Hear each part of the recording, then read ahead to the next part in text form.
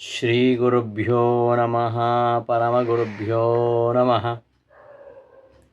ಶ್ರೀಮದಾನಂದತೀರ್ಥಭಗವತ್ಪಾದಾಚಾರ್ಯಗುರುಭ್ಯೋ ನಮಃ. ವ್ಯಾಸಾಯ ಭವನಾಶಾಯ ಶ್ರೀಶಾಯ ಗುಣರಾಶಯೇ ಹೃದ್ಯಾಯ ಶುದ್ಧವಿದ್ಯಾಯ ಮಧ್ವಾಯ ಚ ನಮೋ ನಮಃ. ಅಭ್ರಮಂ ಭಂಗರಹಿತಂ ಅಜಡಂ ವಿಮಲಂ ಸದಾ ಆನಂದತೀರ್ಥಮತುಲಂ ಭಜೆ ತಾಪತ್ರಯಾಪಹಂ.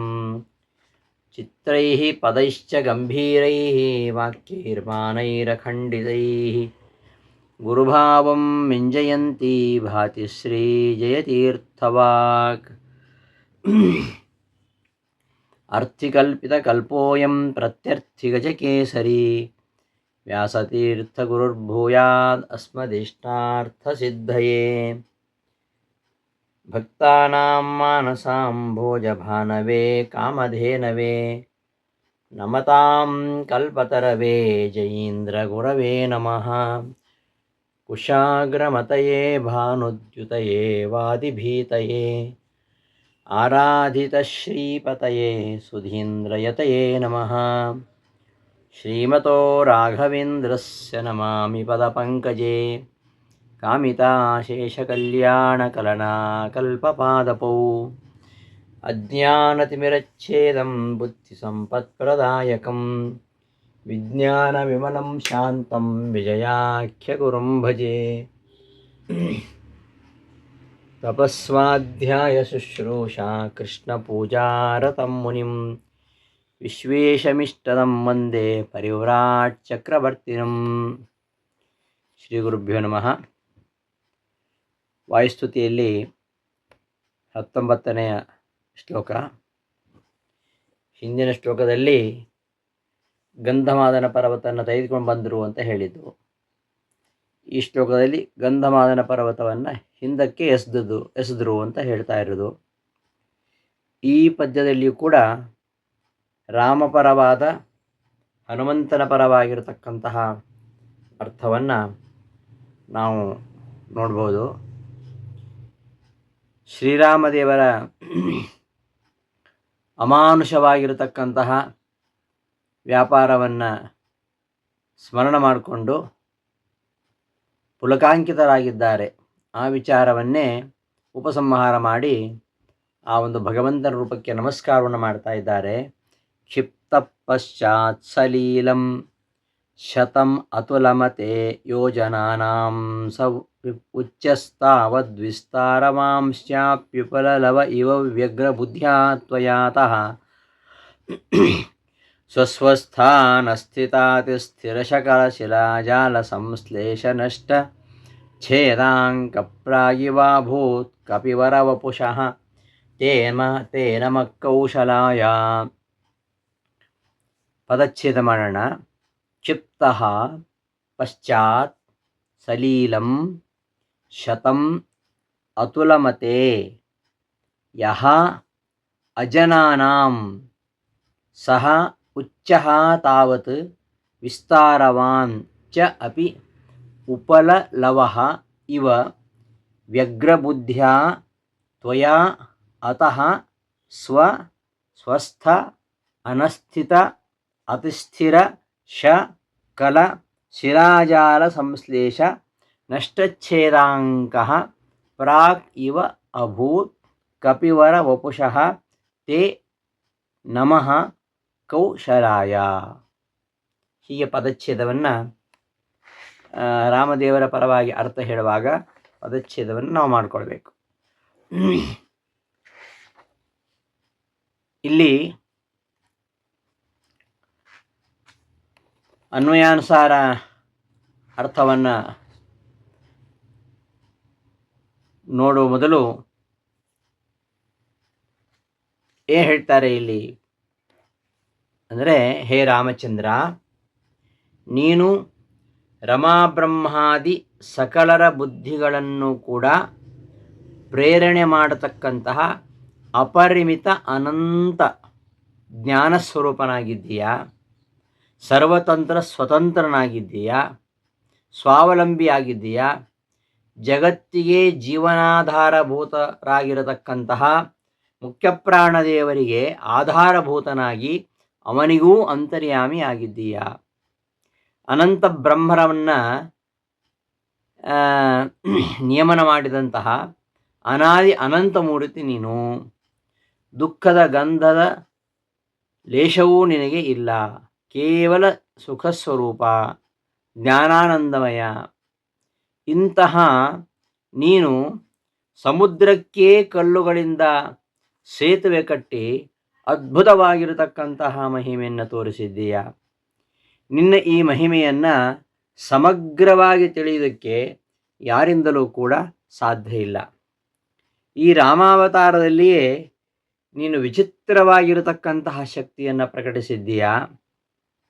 ಆ ಮಾಯಾಯುದ್ಧ ವಿಶಾರದನಾಗಿರತಕ್ಕಂತಹ ರಾವಣನ ಮಗ ಇಂದ್ರಜಿತ್ ಕಣ್ಣಿಗೆ ಕಾಣಿಸದಂತೆ ಯುದ್ಧ ಮಾಡ್ತಾ ನಾಗಭಾಷವನ್ನು ಪ್ರಯೋಗ ಮಾಡ್ತಾನೆ.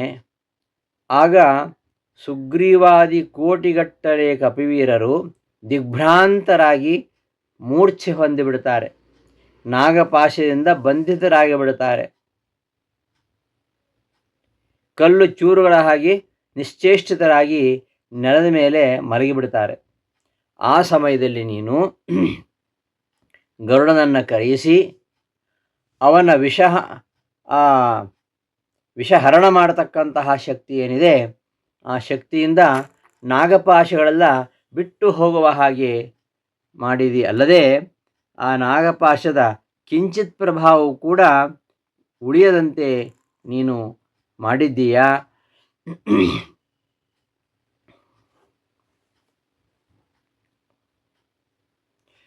ಆ ಕೋಟಿಗಟ್ಟಲೆ ವಾನರರನ್ನು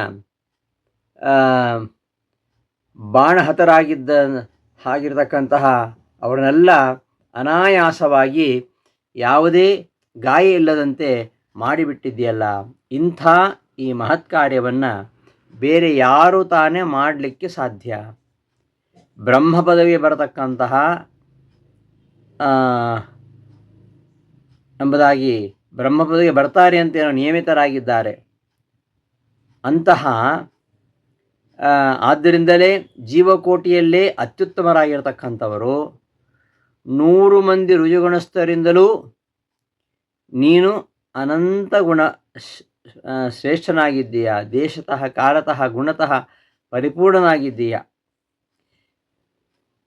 ಈಗ ಸೇವೆ ಮಾಡಲಿಕ್ಕೋಸ್ಕರವಾಗಿಯೇ ಕಪಿಗಳಾಗಿ ಅವತಾರ ಮಾಡತಕ್ಕಂತಹ ಎಲ್ಲ ದೇವತೆಗಳಿಗೂ ಕೊನೆಯಲ್ಲಿ ಮೋಕ್ಷಾನಂದವನ್ನು ಅನುಗ್ರಹಿಸ್ತಕ್ಕಂತಹ ಮಹಾಪ್ರಭು ನೀನು.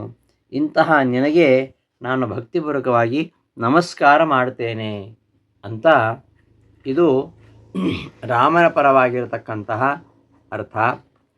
ಇನ್ನು ಹನುಮತ್ಪರವಾಗಿ ಅರ್ಥ ಹೇಳುವಾಗ ಹನುಮಂತನನ್ನು ಕುರಿತು ಈ ಪದ್ಯ ಹೇಳುತ್ತೆ.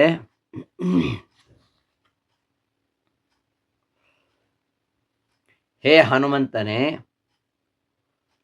ಈ ಹನುಮಂತನ ಒಂದು ಅದ್ಭುತವಾದ ಒಂದು ಹಸ್ತಕೌಶಲ ಅದನ್ನು ಹೇಳ್ತಾ ಇರೋದು ಈ ಶ್ಲೋಕದಲ್ಲಿ. ಆ ಹನುಮಂತನಿಗೆ ಅದ್ಭುತವಾಗಿರತಕ್ಕಂತಹ ಬಾಹುಬಲ ಎಷ್ಟಿತ್ತೋ ಅಷ್ಟೇ ಮೇಧಾಶಕ್ತಿಯು ಅಷ್ಟೇ ತೀಕ್ಷ್ಣವಾಗಿತ್ತು. ಆದ್ದರಿಂದಲೇ ಮಹರ್ಷಿಗಳವನನ್ನು ಮನೋಜವಂ ಮಾರುತತುಲ್ಯ ವೇಗಂ ಜಿತೇಂದ್ರಿಯಂ ಬುದ್ಧಿಮತಾಮರಿಷ್ಟಂ ಅಂತ ಸ್ತೋತ್ರ ಮಾಡ್ತಾರೆ. ಯಾರಿಗೂ ತಿಳಿಯದಂತೆ ಎಲ್ಲೋ ಅಗೋಚರವಾಗಿದ್ದಂತಹ ಅಮೂಲ್ಯವಾದ ಔಷಧಿಗಳಿಗೆ ಆಕರವಾದಂತಹ ಗಂಧಮಾದನ ಪರ್ವತವನ್ನು ಹುಡುಕಿ ಅದನ್ನು ಬುಡ ಸಹಿತ ಕಿತ್ತುಕೊಂಡು ಅಂಗೈಯಲ್ಲಿಯೇ ಕ್ಷಣದೊಳಗೆ ತಂದದ್ದು ಅವನ ಒಂದು ಮನೋವೇಗ, ಅವನ ಅತುಲವಾಗಿರತಕ್ಕಂತಹ ಬಾಹುಬಲ. ಅದನ್ನು ಹೊರಹಚ್ಚಿ ತೋರಿಸಿಕೊಟ್ಟ ಹಾಗಾಯಿತು. ಆ ಪರ್ವತವನ್ನು ತಂದ ಉದ್ದೇಶ ಅದು ನೆರವೇರಿತು, ತಂದದ್ದು ಸಾರ್ಥಕ ಆಯಿತು. ಹಾಗೆಯೇ ಅಷ್ಟೇ ಬೇಗ ಅದರ ಮೂಲ ಸ್ಥಾನಕ್ಕೆ ಹೋಗಿಕೊಡುವ ಹಾಗೆ ಹಿಂದಕ್ಕೆ ಎಸ್ಬಿಡ್ತಾನೆ ಹನುಮಂತ. ಎಂತಹ ಕೈಚಳಕ ನೋಡಿ. ಅವನ ಆ ಕೈಚಳಕದ ಒಂದು ಪರಾಕಾಷ್ಠತೆ, ಅವನ ಬುದ್ಧಿಯ ಚಾಣಾಕ್ಷತೆ ಎಷ್ಟು ನಮಗೆ ಗೊತ್ತಾಗತ್ತೆ. ಯಾಕಂದರೆ ಆ ಪರ್ವತ ತುಂಬ ಸಣ್ಣದೇನಲ್ಲ, ತುಂಬ ದೊಡ್ಡದು. 100 ಯೋಜನದಷ್ಟು ಎತ್ತರದ್ದು ಆಗಿದೆ, 100 ಯೋಜನದಷ್ಟು ವಿಸ್ತಾರವೂ ಆಗಿ ಹರಡಿಕೊಂಡಿದೆ. ಇಂತಹ ಭಾರೀ ಪರ್ವತವನ್ನು ಅಂಗೈಯಲ್ಲಿ ಎತ್ತು ತಂದದ್ದೇ ಒಂದು ಪರಮಾಶ್ಚರ್ಯಕರ. ಅದರಲ್ಲಿದ್ದಂತಹ ಗಿಡಮೂಲಿಕೆಗಳ ಗಾಳಿ ಬೀಸಿದ್ದರಿಂದ ಕೋಟ್ಯಾನುಕೋಟಿ ವಾನರರು ಮೂರ್ಛೆಯಿಂದ ಎಚ್ಚೆತ್ತರು. ಅವರ ದೇಹಗಳಲ್ಲಿ ಹೊಕ್ಕಿಕೊಂಡಿರತಕ್ಕಂತಹ ಅಸ್ತ್ರಶಸ್ತ್ರಗಳೆಲ್ಲ ಹೊರಗೆ ಬಂದುಬಿಟ್ಟು ಆ ಬಾಣಗಳ ಹೊಡೆತದಿಂದ ತುಂಡಾಗಿರತಕ್ಕಂತಹ ಅವಯವಗಳೆಲ್ಲ ಸರಿ ಹೋಗಿಬಿಟ್ಟು, ಆ ಬಾಣಗಳ ಶಸ್ತ್ರಗಳ ಏಟು ತಗಲಿ ಆಗಿರತಕ್ಕಂತಹ ಗಾಯ ಎಲ್ಲ ಸರಿ ಹೋಗಿ ಎಲ್ಲ ಹಿಂದಿನಂತೆ ಅವರೆಲ್ಲ ಗಟ್ಟಿಮುಟ್ಟಾಗಿಬಿಟ್ರು. ಹೀಗೆ ಬೆಟ್ಟವನ್ನು ತಂದು ಕೆಲಸವನ್ನು ನಿರಾಯಾಸವಾಗಿ ಮಾಡಿದ ಹನುಮಂತ. ಸರಿ, ಆಮೇಲೆ ಆ ಪರ್ವತ ಏನು ಮಾಡೋದು? ಅಲ್ಲೇ ಬೀಸಾಡೋದಾ? ನಮ್ಮ ಹಾಗೆ ಒಂದು ವರ್ಷ ಬೆಳೆಸ್ಕೊಂಡು ಹಾಗೆ ಎಲ್ಲಿ ಬೇಕಲ್ಲೇ ಬೀಸಾಡ್ತೇವೆ. ಹನುಮಂತನ ನೋಡಿ ಕಲಿಬೇಕು ನಾವು ಒಂದು ವಸ್ತುವನ್ನು ತೆಗೆದುಕೊಳ್ಬೇಕಾದ್ರೆ ಬಹಳ ಕಷ್ಟಪಡ್ತೀವಿ, ಅದನ್ನು ಉಪಯೋಗ ಮಾಡಿದ ಮೇಲೆ ಎಲ್ಲೆಲ್ಲೋ ಬೀಸಾಡ್ತೀವಿ. ಆದರೆ ಹನುಮಂತನ ಒಂದು ಉತ್ಸಾಹ ನೋಡಿ, ತರುವಾಗ ಬಹಳ ಉತ್ಸಾಹ ಇತ್ತು, ಆದರೆ ಹೋಗುವಾಗ ಆ ಉತ್ಸಾಹ ಅದರ ಕೆಲಸ ಮುಗೀತು. ತರುವಾಗ ಬಹಳ ಉತ್ಸಾಹ ಇತ್ತು, ಅವ್ರನ್ನೆಲ್ಲ ಬದುಕಿಸುವ ಅನಿವಾರ್ಯತೆ ಇತ್ತು, ಇನ್ನು ಅದರ ಕೆಲಸ ಮುಗೀತು. ಅದನ್ನಿದ್ದಲ್ಲೇ ಇಟ್ಟು ಬರಬೇಕು, ಮತ್ತೆ ಹೋಗಬೇಕು. 1,00,000 ಯೋಜನ ದೂರ ಇರತಕ್ಕಂತಹ ಆ ಪ್ರದೇಶಕ್ಕೆ ಹೋಗಬೇಕು, ಮತ್ತೆ ಆ ಪರ್ವತ ಇಟ್ಟು ಬರಬೇಕು. ಈ ಲಂಕಾಪಟ್ಟಣದಿಂದಲೇ ಅಲ್ಲಿಯೇ ಇದ್ಕೊಂಡು ಅದನ್ನು ಎಸಿಬೇಕಾದ್ರೆ ಅದೇನು ಸಣ್ಣ ಕಲ್ಲುಚೂರೋ ಅಲ್ಲ. ಸಣ್ಣ ಕಲ್ಲುಚೂರನ್ನೇ ಎಸೆಯುವಾಗ ಸರಿಯಾದ ಗುರಿ ಹಿಡದೆ ಎಲ್ಲೆಲ್ಲಿ ಬೀಸಾಡೋದುಂಟು. ಆದರೆ ಹನುಮಂತ ಲಂಕಾಪಟ್ಟಣದಲ್ಲೇ ಇದ್ದುಕೊಂಡು ಅಲ್ಲಿಂದಲೇ ಗುರಿ ಇಡದೆ ಆ ಭಾರೀ ಪರ್ವತವನ್ನು ತನ್ನ ಕೈಯಿಂದಲೇ ಹಿಂದಕ್ಕೆ ಲೀಲಾಜಾಲವಾಗಿ ಎಸೆದು ಬಿಡ್ತಾನೆ. ಅಷ್ಟಕ್ಕೆ ಆ ಪರ್ವತ ತಾನಿದ್ದ ಸ್ಥಳಕ್ಕೆ ಹೋಗಿ ಸರಿಯಾಗಿ ಕುಳಿತುಕೊಳ್ತದೆ. ಅದರ ಒಂದು ಬಂಡೆಯಾಗಲಿ, ಒಂದು ಕಲ್ಲು ತುಳುಕಾಗಲಿ ಆ ಕಡೆ ಈ ಕಡೆ ಹೋಗಿಲ್ಲ, ಯಾವುದು ಅಡ್ಡಾದಿಡ್ಡಿಯಾಗಿ ಸೇರಿಕೊಂಡಿಲ್ಲ. ಎಲ್ಲವೂ ಸರಿಯಾಗಿ ತಮ್ಮ ತಮ್ಮ ಸ್ಥಳದಲ್ಲೇ ಜೋಡಿಕೊಂಡು ಕೂತು ಬಿಟ್ಟದನ್ನು ನೋಡಿದರೆ ಅದನ್ನಲ್ಲಿಂದ ಕಿತ್ತಿದ ಗುರುತೇ ಇಲ್ಲ. ಅಲ್ಲಿ ಕಿತ್ಕೊಂಡು ಹೋಗಿದ್ದಾರೆ ಅಂತ ಗುರುತೇ ಇಲ್ಲ. ಇದು ಹನುಮಂತನ ಕೈಚಳಕದ ಒಂದು ಕೌಶಲ. ಇದನ್ನು ಎಷ್ಟೊಂದು ಬಣ್ಣಿಸೋಣ. ಅಂತಹ ಅವನ ಕೌಶಲಕ್ಕೆ ನಮಸ್ಕಾರ ಅಂತ ಹೇಳ್ತಾರೆ ತಿರುಪಂಡಿತಾಚಾರ್ಯರು. ಒಟ್ಟಾರೆ ಅಡ್ಡಾದಿಡ್ಡಿ ಹರುಕು ಮುರುಕು ಅಂತಾರಲ್ಲ, ಅಡ್ಡಾದಿಡ್ಡಿಯಾಗಿ ಮಾಡೋದು ಹರುಕು ಮುರುಕು ಕೆಲಸ. ನಾವು ಹೇಳ್ತೇವೆ ಮಂಗಚೇಷ್ಟೆ ಅಂತ ಹೇಳ್ತೀವಿ, ಅಂದರೆ ಅಡ್ಡಾದಿಡ್ಡಿ ಮಾಡೋದು, ಹರಕು ಮುರುಕು ಕೆಲಸ ಮಾಡೋದು, ಅದಕ್ಕೆ ಮಂಗಚೇಷ್ಟೆ ಅಂತ ಹೇಳ್ತೇವೆ. ಆದರೆ ಮಂಗನಾಗಿದ್ದರೂ ಕೂಡ ಹನುಮಂತ ಕಪಿವೇಷಧಾರಿಯಾಗಿಯೇ ಇದ್ದರೂ ಕೂಡ ಅವನು ಉಳಿದ ಕಪಿಗಳ ಹಾಗೆ ಅಲ್ಲ ತಾನು ಅಂತ ತೋರಿಸ್ಬೇಕಾಗಿದೆ. ಅದಕ್ಕೋಸ್ಕರವಾಗಿ ಇಲ್ಲಿ ತಿರುಪಂಡಿತಾಚಾರ್ಯರು ಕಪಿವರ ವಪುಷಃ ಅಂತ ಹೇಳ್ತಾರೆ. ಉಳಿದ ಕಪಿಗಳಾಗಿ ಅಲ್ಲ ಹನುಮಂತ, ಇವನು ಕಪಿವರ. ಎಲ್ಲ ಕಪಿಗಳಲ್ಲೂ ಇವನು ವರ, ಶ್ರೇಷ್ಠನಾಗಿರ್ತಕ್ಕಂಥವನು. ಉಳಿದ ಕಪಿಗಳಾದರೆ ಎಲ್ಲೆಲ್ಲೋ ಬಿಸಾಡಿ ಹೋಗ್ತವೆ. ಅಷ್ಟು ದೂರದಿಂದಿರತಕ್ಕಂತಹ ಪರ್ವತವನ್ನು ಅಷ್ಟು ದೂರದಿಂದಲೇ ಎಸೆದು ಅದು ಯಾವ ಜಾಗದಲ್ಲಿತ್ತೋ ಅದೇ ಜಾಗದಲ್ಲಿ ಸರಿಯಾಗಿ ಇಡಬೇಕಾದರೆ ಅವನ ಕೈಚಳಕ ಎಂಥದ್ದು, ಅವನ ಕೌಶಲ್ಯ ಎಂಥದ್ದು ಅಂತ ಅಂತಹ ಕೌಶಲ್ಯಕ್ಕೆ ನಮಸ್ಕಾರ ಅಂತ ತಿರುಪಂಡಿತಾಚಾರ್ಯರು ಹೇಳ್ತಾರೆ. ಹೀಗೆ ರಾಮಪರವಾದ ಹಾಗೂ ಹನುಮನ ಪರವಾಗಿರತಕ್ಕಂತಹ ಅರ್ಥವನ್ನು ಈ ಶ್ಲೋಕದಲ್ಲಿ ನಾವು ನೋಡ್ಬೋದು. ಅನ್ವಯಾನುಸಾರ ಅರ್ಥ ನೋಡೋಣ.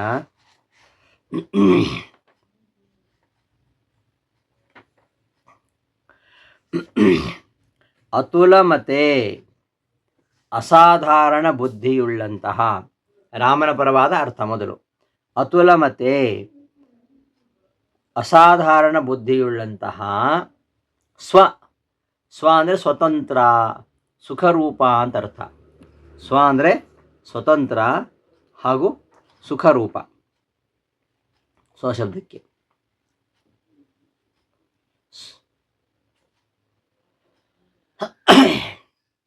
ಸ್ವತಂತ್ರತ್ವಾತ್ ಸುಖತ್ವಾಚ್ಚ ಸ್ವನಾಮ ವಿಷ್ಣುರುಚ್ಯತೆ ಅಂತ ಭಾಗವತ ತಾತ್ಪರ್ಯದಲ್ಲಿ ಆಚಾರ್ಯ ಉದಾಹರಿಸ್ತಾರೆ. ಪದ್ಮಪುರಾಣ ವಾಕ್ಯದ ಮಾತನ್ನು ಉದಾಹರಿಸ್ತಾರೆ. ಪರಮಾತ್ಮನಿಗೆ ಸ್ವ ಅಂತ ಹೆಸರು. ಯಾಕೆ ಸ್ವ ಅಂತ ಹೆಸರು ಅಂದರೆ, ಅವನು ಸ್ವತಂತ್ರನಾಗಿದ್ದಾನೆ, ಸುಖರೂಪಿಯಾಗಿದ್ದಾನೆ. ಸುಖರೂಪಿನಾದ್ದರಿಂದಲೂ ಸ್ವತಂತ್ರನಾದ್ದರಿಂದಲೂ ಪರಮಾತ್ಮನಿಗೆ ಸ್ವ ಅಂತ ಹೆಸರು. ಸ್ವಾತಂತ್ರ್ಯ ಸ್ವೈತಿ ಪ್ರೋಕ್ತಃ ಅಂತ ಇನ್ನೊಂದು ಕಡೆ ಬರುತ್ತೆ. ಈ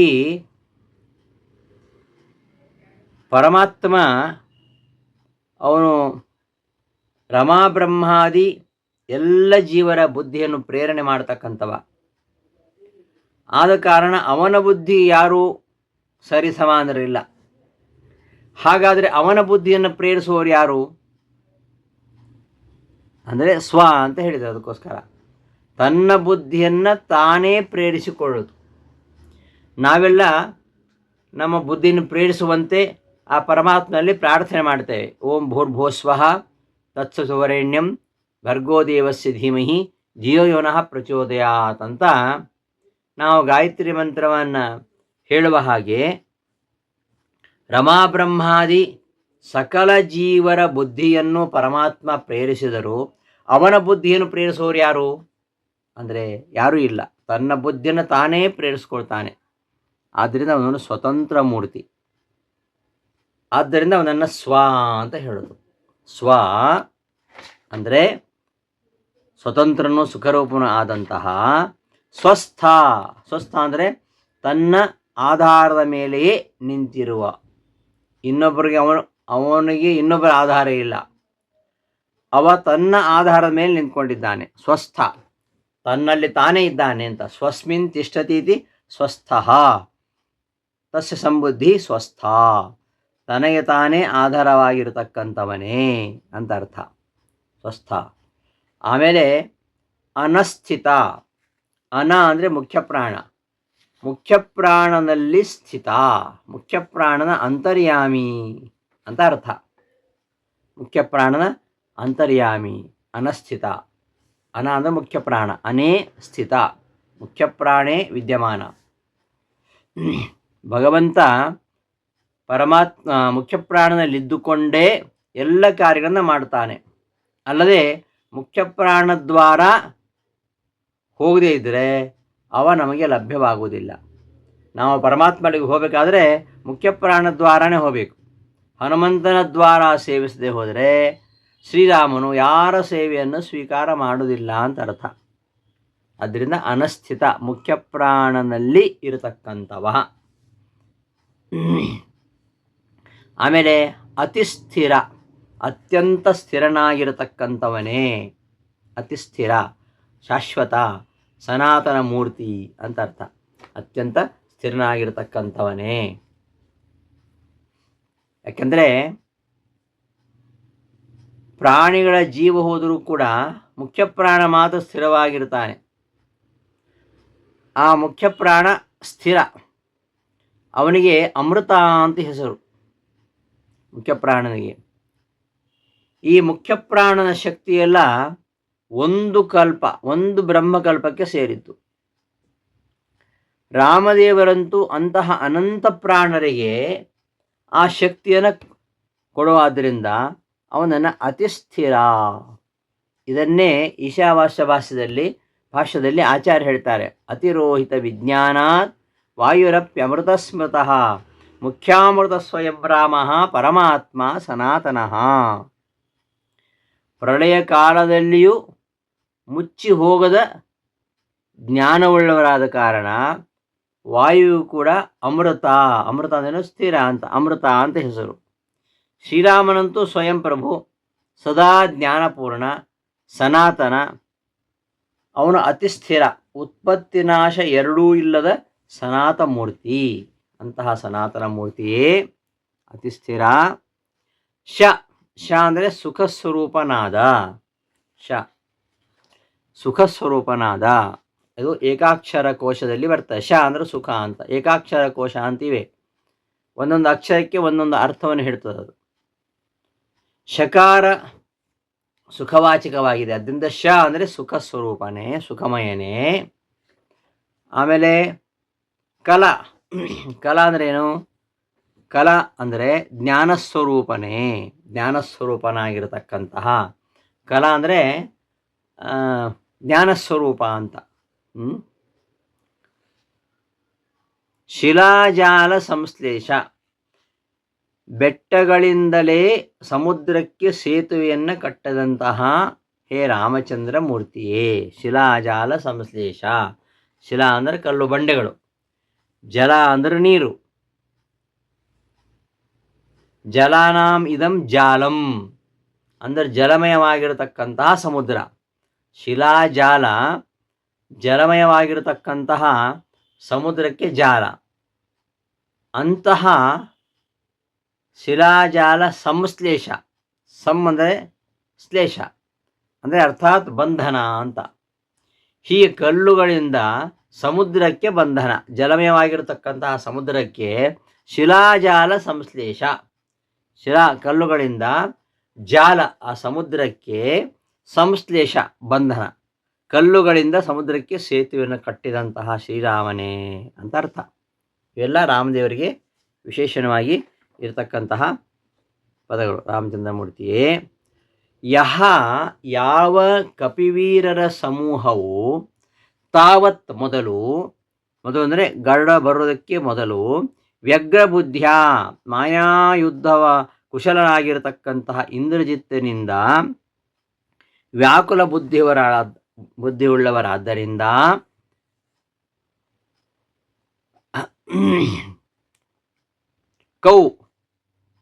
ಕೌ ಅಂದರೆ ನೆಲದ ಮೇಲೆ, ಕು ಅಂದರೆ ನೆಲ, ಕೌ ನೆಲದ ಮೇಲೆ, ಉಪಲಲವ ಇವ ಕಲ್ಲು ಚೂರುಗಳಂತೆ, ರಸ್ತೆ ಮೇಲೆ ಹಾಕಿದಂತಹ ಕಲ್ಲು ಚೂರುಗಳಂತೆ, ಕ್ಷಿಪ್ತ ಕೆಡವಲ್ಪಟ್ಟಿತು.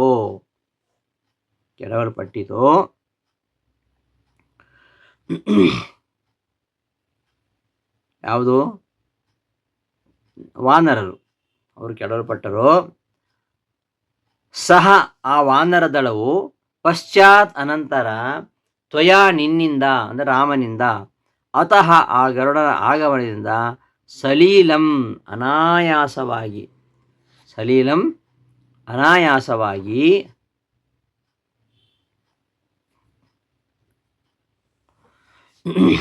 ನಷ್ಟಛೇದಾಂಕ ಅಂದರೆ ಬಾಣದ ಏಟು ಬಿದ್ದ ಕುರುಹೇ ಇಲ್ಲದಂತೆ, ಪ್ರಾಗಿವ ಯುದ್ಧಕ್ಕೆ ಮೊದಲು ಇದ್ದಂತೆ ಅಭೂತ್ ಆಯಿತು.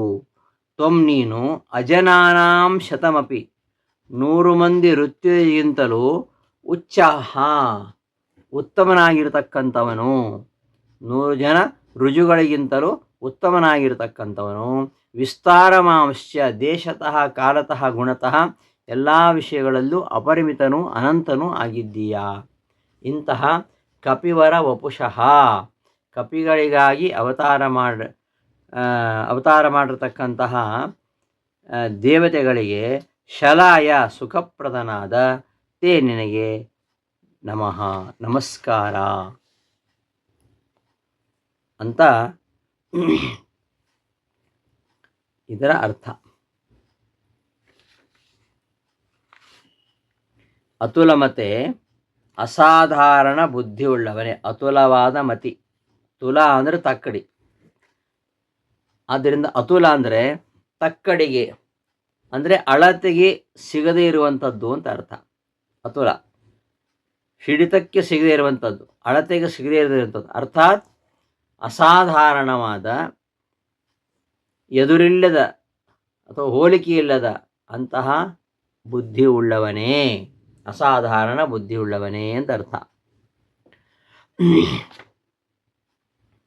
ಅಸಾಧಾರಣ ಬುದ್ಧಿಯುಳ್ಳವನೇ, ಸ್ವತಂತ್ರನೂ ಸುಖರೂಪನೂ ಆದ ಸ್ವಸ್ಥ ತನ್ನ ಆಧಾರದ ಮೇಲೆಯೇ ನಿಂತಿರುವ ಅನಸ್ಥಿತ ಮುಖ್ಯ ಪ್ರಾಣಾಂತರ್ಯಾಮಿಯಾದ ಅತಿಸ್ಥಿರ ಶಾಶ್ವತನಾದ ಸನಾತನ ಮೂರ್ತಿಯಾದ ಶ ಸುಖಸ್ವರೂಪನಾದ ಕಲ ಜ್ಞಾನಸ್ವರೂಪನಾದ ಶಿಲಾಜಾಲ ಸಂಶ್ಲೇಷ ಬೆಟ್ಟಗಳಿಂದಲೇ ಸಮುದ್ರಕ್ಕೆ ಸೇತುವೆಯನ್ನು ಕಟ್ಟಿದಂತಹ ಹೇ ಶ್ರೀರಾಮಚಂದ್ರನೇ, ಯಾವ ಕಪಿವೀರರ ಸಮೂಹವು ತಾವತ್ ಮೊದಲು ಅಂದರೆ ಗರುಡ ಬರೋಕ್ಕೆ ಮೊದಲು ವ್ಯಗ್ರಬುದ್ಧಿಯ ಅಂದರೆ ವ್ಯಗ್ರವಾದ ಬುದ್ಧಿಯುಳ್ಳ ಮಾಯಾ ಯುದ್ಧ ಕುಶಲನಾಗಿರತಕ್ಕಂತಹ ಇಂದ್ರಜಿತ್ತನಿಂದ ವ್ಯಾಕುಲವಾದ ಬುದ್ಧಿಯಿಂದಾಗಿ ವ್ಯಗ್ರ ಅಂದರೆ ಏಕಾಗ್ರತೆ ಇಲ್ಲದ್ದು, ಕಲಕಿದಂತಹ ಬುದ್ಧಿ, ಅಂತಹ ಬುದ್ಧಿಯಿಂದ ಅಂತಹ ವ್ಯಾಕುಲತೆಯಿಂದ ಬುದ್ಧಿ ತೋರುವುದಿಲ್ಲ, ದಿಮ್ಮೂಢರಾಗಿ ಬಿಡುತ್ತೇವೆ. ಕಪಿಗಳು ಹಾಗೆ ಆದರು.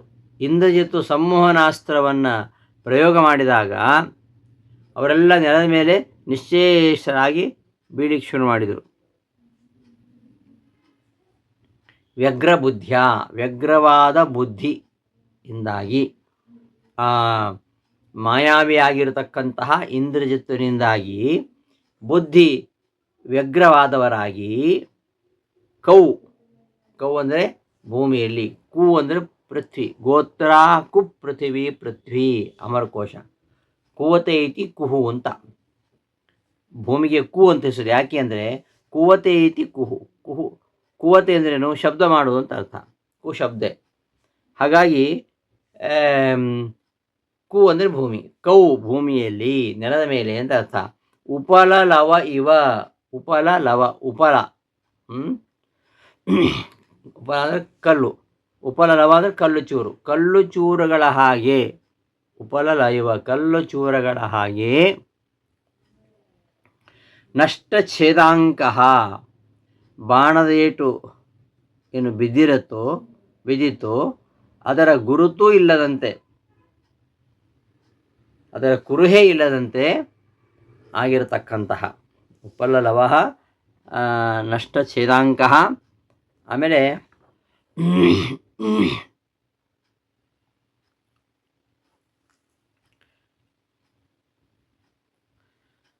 ಬಾಣದ ಏಟು ಬಿದ್ದ ಕುರುಹೆ ಇಲ್ಲದಂತೆ, ಪ್ರಾಗಿವ ಯುದ್ಧದ ಮೊದಲು ಇದ್ದಂತೆಯೇ ಅಭೂತ್ ಆಯಿತು.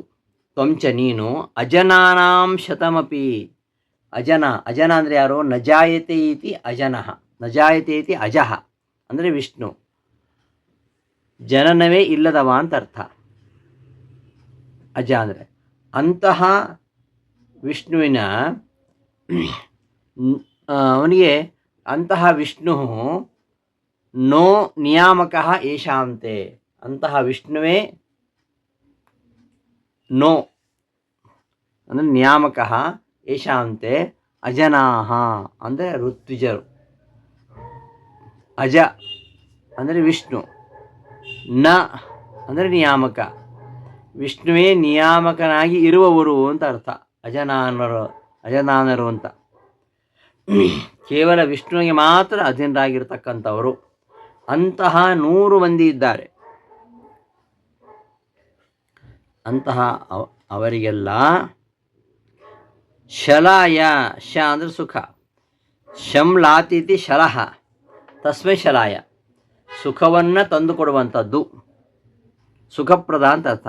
ಸುಖಪ್ರದನಾಗಿರ್ತಕ್ಕಂತಹ ನಿನಗೆ ಅಂತ ನಿನಗೆ ನಮಸ್ಕಾರ.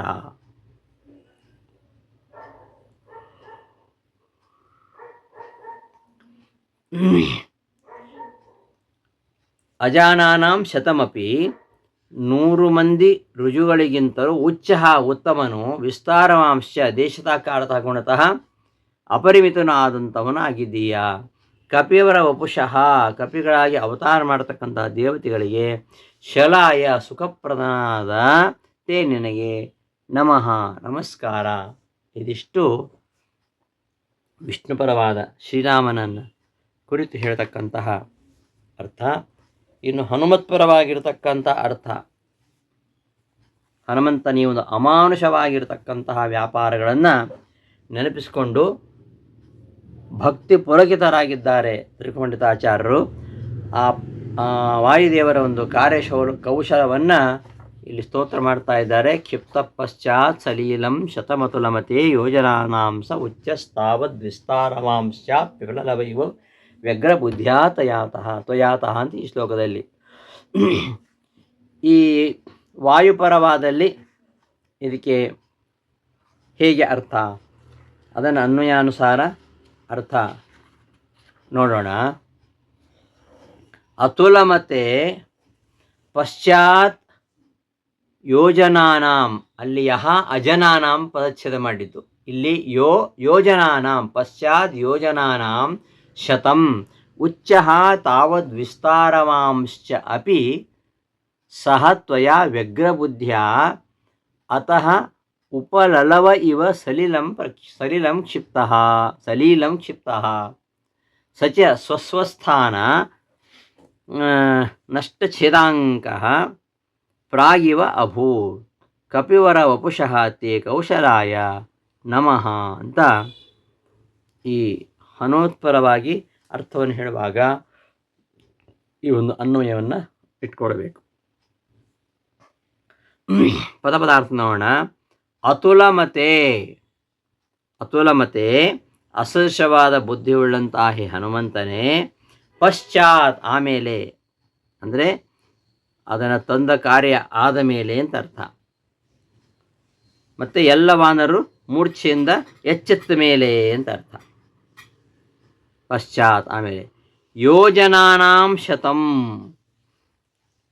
100 ಯೋಜನ, 100 ಗಾವುದ ಎತ್ತರವುಳ್ಳದ್ದು, 100 ಗಾವುದ ವಿಸ್ತಾರವಾಗಿ ಉಳ್ಳದ್ದು ಅಂತಹ. ಯೋಜನಾನಾಂ ಶತಂ ಉಚ್ಚಃ ತಾವದ್ ವಿಸ್ತಾರವಾಂಶ, ಅಷ್ಟೇ 100 ಯೋಜನಗಳಷ್ಟೇ ವಿಸ್ತಾರವಾಗಿರುವಂಥದ್ದು ಕೂಡ ಆಗಿರತಕ್ಕಂತಹ ಸಹ ಆ ಪರ್ವತವು, ಯಾವುದು ಗಂಧಮಾದನ ಪರ್ವತವು, ತ್ವಯಾ ನಿನ್ನಿಂದ, ವ್ಯಗ್ರಬುದ್ಧಿಯ, ವ್ಯಗ್ರಬುದ್ಧಿ ಅಲಕ್ಷ್ಯ ಬುದ್ಧಿ, ಅದರ ಬಗ್ಗೆ ಲಕ್ಷ್ಯ ಇಲ್ಲ, ಹೋಗಿ ಎಸ್ತ್ರೆ ಆಯ್ತು ಅಲ್ಲಿ ಹೋಗಿ ಕೂಡ್ತದೆ ಅಂತ, ಅಂತಹ ಅಲಕ್ಷ್ಯ ಬುದ್ಧಿಯಿಂದ, ಅತಃ ಇಲ್ಲಿಂದಲೇ, ಅಂದರೆ ಈ ಲಂಕಾಪಟ್ಟಣದಿಂದಲೇ, ಉಪಲಲವ ಇವ ಸಣ್ಣ ಕಲ್ಲು ಚೂರುಗಳನ್ನು ಎಸೆಯುವ ರೀತಿಯಲ್ಲಿ, ಸಲೀಲಂ ಅನಾಯಾಸವಾಗಿ, ಕ್ಷಿಪ್ತಃ ಹಿಂದಕ್ಕೆ ಎಸೆಯಲ್ಪಟ್ಟಿತು. ಸ್ವಸ್ವಸ್ಥಾನ ಛೇದಾಂಕ, ಸ್ವಸ್ವಸ್ಥಾನ, ತನ್ನ ಸ್ಥಳದಲ್ಲಿ ಸ್ಥಿತ ಇರೋಣದರಿಂದ ಅತಿಸ್ಥಿರ, ಬಹಳ ಗಟ್ಟಿಯಾಗಿ ಜೋಡಿಸಿಕೊಂಡಂತಹ, ಶಕಲ ಸಣ್ಣ ತುಂಡುಗಳೇನು, ಶಿಲಾ ದೊಡ್ಡ ಬಂಡೆಗಳೇನು, ಇವುಗಳ ಜಾಲ ಸಮೂಹಗಳ ಸಂಶ್ಲೇಷ ಸರಿಯಾಗಿ ಹೊಂದಿಕೊಳ್ಳೋದರಿಂದ ನಷ್ಟಚ್ಛೇದಾಂಕ, ಅಂದರೆ ಕಿತ್ತಿ ಹೋಗಿರತಕ್ಕಂತಹ ಗುರುತೇ ಇಲ್ಲದ ರೀತಿಯಲ್ಲಿ, ಪ್ರಾಕಿವ ಮೊದಲಿದ್ದಂತೆಯೇ ಅಭೂತ್ ಆಗಿ ಹೋಯಿತು.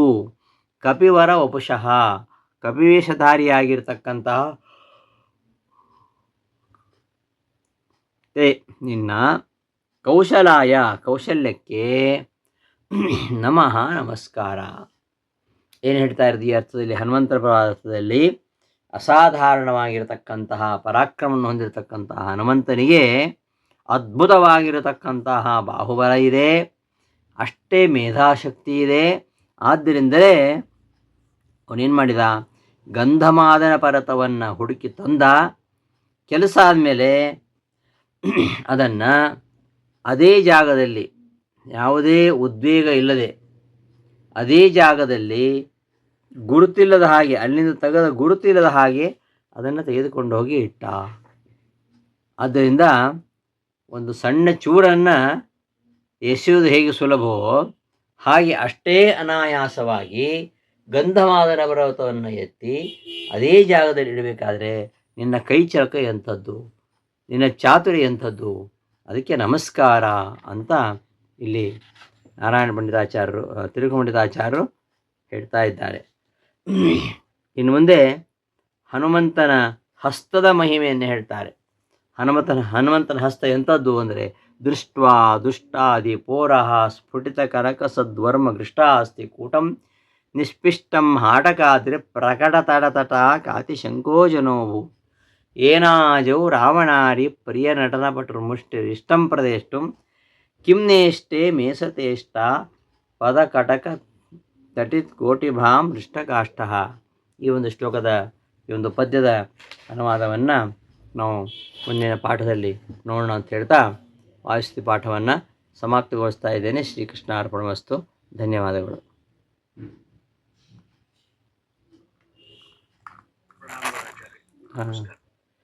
ಪ್ರಾತಃ ಸಂಕಲ್ಪ ಗದ್ದೆ ಎಲ್ಲಿವರೆಗೆ ಆಗಿದೆ ಮರ್ತೋಗ್ಬಿಟ್ಟಿದೆ ನನಗೆ.